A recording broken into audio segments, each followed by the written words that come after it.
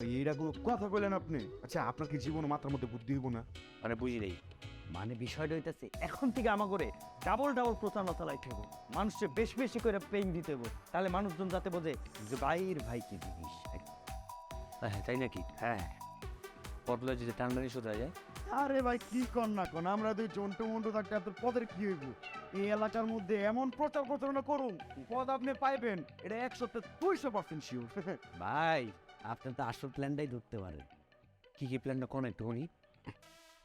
ভাই বিষয়টা হইতেছে কি, লিডার তো আপনার নিয়ে ভয় পাইতেছে। আপনি যদি তার জায়গাটা দখল করে নেন, আপনি যদি তার সিটে বসেন, সে তো আপনারে তার প্যারালাল ভাবতেছে, সমান সমান।